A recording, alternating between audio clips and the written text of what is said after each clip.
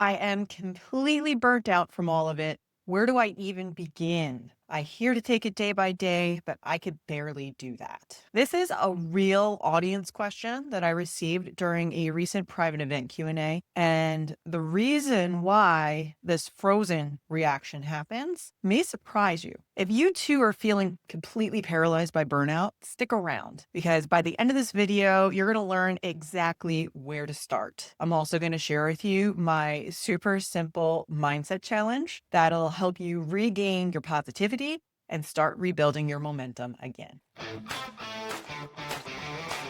If you're new here, my name is Corey Lokaitis, otherwise known as Corey Lowe, and I'm a professional keynote speaker, facilitator, executive coach, and author who helps leaders transform overwhelm into confident action, even in times of crisis. So I actually cover this question in detail in chapter 10 of my new book that's coming out on May 12th. It's called The 5 Overwhelm Culprits: Strategies to Save Your Sanity Without Sacrificing Your Success. And in the chapter, I share my experience of being completely burnt out. And in my situation, I was not only burnt out from career stress, which for me looked like commuting over 20 hours a week, while also managing a senior vice president career while being a single mom. So it was a lot all at once.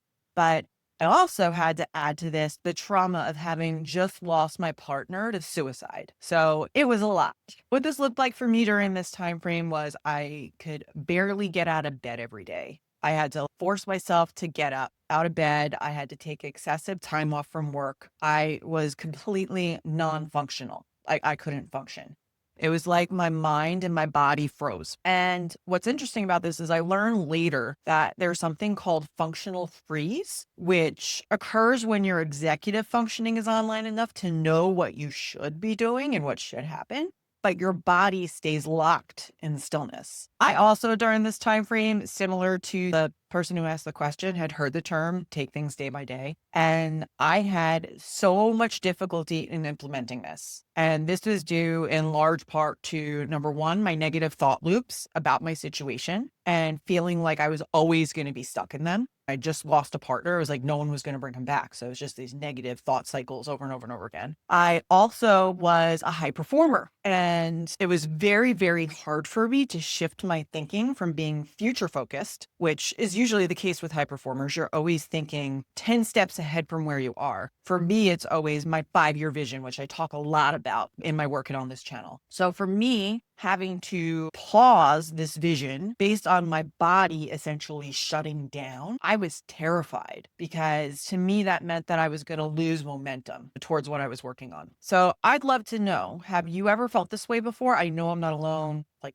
78% of the workforce right now says that they are overwhelmed and burnt out. So let me know, comment below with your experience. I would love to hear it. So what I learned during this stage of my life was the best way to get out of this situation was by purposefully taking a step back in order to take 3 steps forward. Allow me to explain.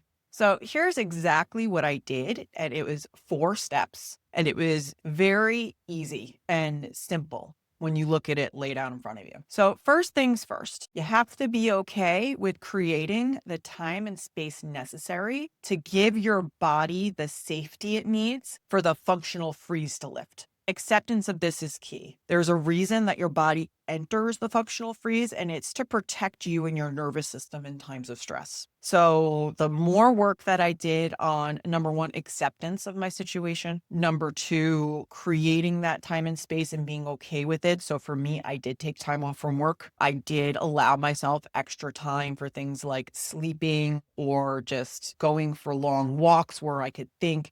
I just really had to create that space for me to give my body what it needed to unlock that frozen feeling. So that was first. Next, it's really important that you engage your support circle to help you create that temporary space. So for me, like I mentioned before, I was a single mom in an SVP role. So I had to ask for support from multiple different places. I had to ask for support from my job. It definitely helped that I was working in my family's business at that point in time. But either way, I still had to ask for permission to take off that bereavement time I also needed to ask for additional support from my parents as well as my live-in au pair at that time to help with my son because I was quite literally non-functional. He would ask me for Cheerios and I could not move to get them for him. So it was very important to me that I didn't just sit and wait for people to ask how they could help me, that I did ask, hey, can I take this time off? And hey, can you help for a couple of weeks while I get my bearings under me and figure out what my next steps are from this? So the other thing that's important to recognize with this too is you're asking for temporary space. It's not permanent, whatever it is. You need just enough time. And sometimes when you purposely take that step back in order to take 3 steps forward, and you have full acceptance of it, it actually works for you much faster than it does when you're fighting it day by day. So make sure you engage that support circle and you have folks that are going to help you create the temporary space that you need. The next step for me was shifting from a 5-year vision, so being very future focused, to learning how to adopt that day by day. How exactly do you do that when you're a high performer and you're always thinking 10 steps ahead of you? How does that happen? So the easiest way to do this is at the start of each and every day, you envision what would make that day great just for today. It's really that simple. So it's an intentional practice of at the beginning of your day or even the night before, just map it out for you. You could journal it, you could write it somewhere, you can mentally frame it, set yourself an alarm on your phone just so you think about this. But what would make each day a great day based on what you're going through that day? So for examples for me during this time frame, it might have been, okay, I'm going to be able to sleep a little bit later. I'm going to actually get outside. I didn't want to go outside. I'm going to get outside. I'm going to get some sunshine. I'm going to go for a walk. And then it would also be great if I spoke to my therapist. Just a couple of things. It was whatever you need that day to feel nourished and cared for. So envision that. What does it look like? Does it look like sleep? Does it look like nourishment in terms of what you're eating, in terms of your soul, inspiration? Build around what you feel that you need that day. That's what they mean day by day. And the important part to this too is you don't have to map out like a full agenda, like 9 to 5, all the different things you're going to do. You really only want to pick 1 to 3 priorities that would make that day an improvement over the day that you had before. So that's really what you're talking about when you're shifting a day by day. It's comparing what's going on day by day too. You're making small incremental improvements to improve your situation instead of big drastic changes. Now, with time, when the functional freeze ends up lifting, which is going to happen naturally because you have the time, space, and capacity to be able to process what's going on, you're going to notice that you're going to naturally start shifting that focus back to the future focus. So you're going to eventually, with time, go back to your default, and it's going to feel natural and it's going to feel exciting and invigorating. And when that happens, you know the functional freeze is lifted and that you can shift out of having to do it day by day and instead going back to the way that you were planning your productivity and what would make a great day before that. Just go back to your default. Now, the last and final step is important. You need to shift your mindset out of those negative thought loops and into a more positive mindset. So the way that I found it best to do this, because let's be honest, similar to the person who asked this question, when you're so burnt out, you are so negative, everything just seems like a chore. And it's awful. And people tell you, oh, have a gratitude practice, take things day by day. And none of that seems like it's going to help because it feels fake. So what I did, which was transformational, was I did more or less a gratitude challenge versus a practice. I was like, all right, people are telling me that this is going to work. Yeah, right. So let's try it so I can prove them what BS this is. So what you do to implement this is every morning before you get out of bed, you just think of 3 everyday ordinary things that you are grateful for that day. Because that's what people really get tripped up on with this is you think when you start your gratitude practice, you have to be grateful for things like rainbows and unicorns and sunshine. And it just doesn't feel authentic because you are in such a low, dark place that it's not authentic. That's not the way that you feel. So by focusing on ordinary everyday things, so here's some examples of mine for context. I remember waking up one morning and my gratitude before I got out of bed was, I am grateful that I did laundry.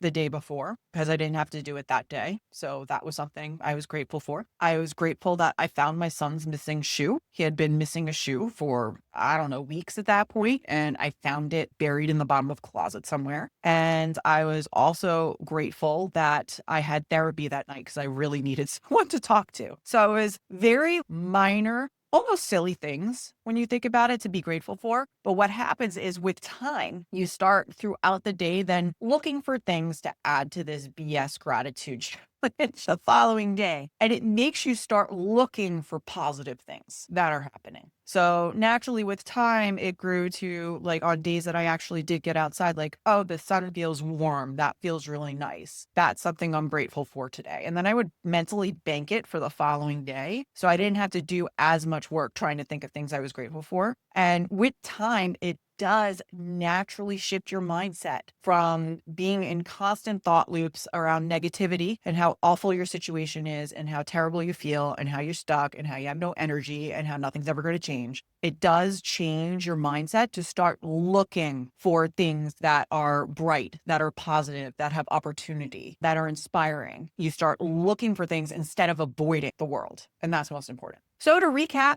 what we just talked about, when you are feeling so burnt out, you don't know where to start. Remember, it's not necessarily a shortcoming on your part. It's neurobiology. Your body is under so much intense stress and pressure. It is shutting down so that it can serve until you reduce that stress. And in order to be able to reduce that stress, you have to create capacity for things to start running again. So in order to do that, you can follow these 4 simple steps to get yourself out of it. Number 1, talked about, you have to accept the fact that this is happening, that it's not necessarily a bad thing, and you need to create the space necessary to be able to lift yourself out of that functional freeze. And that space is going to look like time for yourself. It's going to look like caring for yourself. It's going to look like getting support from other people, which brings us to number 2. You're going to engage your support circle for temporary help. Again, this is not going to take you a really long time, especially if you fully invest yourself in taking that 1 step back to take 3 steps forward. So you're going to engage your support circle for temporary support, which is ultimately going to help cover for you so that you could focus on recovering. From there,